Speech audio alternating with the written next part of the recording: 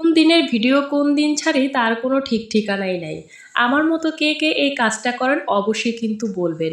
ধরতে পারেন আলসামির কারণেই হোক বা অন্য কোনো কারণেই হোক ভিডিও এডিটও করি না, আপনাদের সাথে শেয়ারও করি না। অনেক অনেক ভিডিও গ্যালারিতে একদম ভরে আছে, কখন আমি আপলোড করব সেই সময়ই পাই না। এত বেশি ব্যস্ত থাকি ভিডিও ছাড়ার কথাই ভুলে যাই, এডিট করার কথাই ভুলে যাই। কিছু তো করার নাই, যেদিন আবার মন চায় সেই দিন আবার আপনাদের সাথে আপলোড করা শুরু করি। আজকে একটি ছোট ভিডিওর মাধ্যমে আপনাদের সাথে দেখাবো যে আমি আজকে কি করলাম। যদিও এই ব্লগ ভিডিওটা হচ্ছে দ্বিতীয় রমজানের একটা ভিডিও, তো ওই দিনে আমি কি করছি সব কিছুই থাকছে। কপাল কত খারাপ, আমার আম্মু শখের মুরগি বাচ্চাগুলো একদম মরে যাচ্ছে। আমি আবার এখানে শখ করে লাল চোয়া মাছ কিনলাম। এই মাছগুলো কাটতে গিয়ে আমার মনে হচ্ছিল দাঁত ছুটে গিয়েছে। না আছে কোনো কাজের লোক, না আছে কেউ আমাকে হেল্প করে দেওয়ার মতো। অনেক বছর ধরে আমি মাছ কাটি না, মনে হচ্ছে দীর্ঘ ৮ বছর পর মাছ কাটলাম। তো কিছু আর করার নেই, সব কিছু কেটে বেছে পরিষ্কার করে আমি শর্ট ভিডিওর মাধ্যমেই আজকে আপনাদের সাথে তুলে ধরলাম রান্নাবান্নাগুলো। ভিডিওটা দেখে কেমন লাগলো অবশ্যই কিন্তু আপনারা কমেন্টে জানাতে আমাকে ভুলবেন না। আমি অনেক পরিশ্রম করি, অনেক কষ্ট করি, দিন দিন এখানে ভিডিও আপনাদের সাথে শেয়ার করি। এটা কিন্তু মুখের কথা না।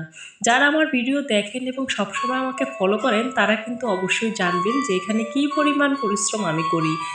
আমাকে আপনারা সবাই একটু সাপোর্ট করবেন যাতে আমি এগিয়ে যেতে পারি এবং সবসময় এখান থেকে কাজ করে সফলতা অর্জন করতে পারি। আজকের এই ভিডিওটা দেখে কেমন লাগলো অবশ্যই কিন্তু আপনারা আমাকে কমেন্টে জানাবেন। অনেক বেশি কষ্ট হয় বড় ভিডিও বানাতে। এক হাতে রান্না করা, এক হাতে ভিডিও করা আসলেই অনেক কষ্ট হয়ে যায়।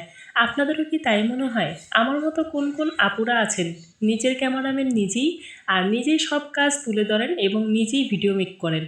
আমার তো হেল্প করার মতো কেউই নেই। আমি যখন রান্নাবান্না করি তখন আমি নিজের ভিডিও নিজেই করি। খুব বেশি কষ্ট কিন্তু তখন আমার হয়। এই যে এখন আমি লং টাইম ধরে কথা বলতেছি, এখনও কিন্তু কষ্ট হচ্ছে। তারপরও যাদের সামনে ভিডিওটা যায় তারা হচ্ছে ধাক্কা মেরে উপর দিকে উঠিয়ে দেয়। তারা হচ্ছে একটা লাইকও করে না, একটা কমেন্টও করে না, একটু শেয়ারও করে না। আচ্ছা, ভিডিও দেখলেই কি হয়? কিছু দায়িত্ব তো থাকে। আপনারা কেন ভিডিওতে লাইক করেন না, কমেন্ট করেন না, শেয়ার করেন না আমি জানি না। আপনাদের সবারই কিন্তু উচিত এই কাজগুলো মেনে চলা।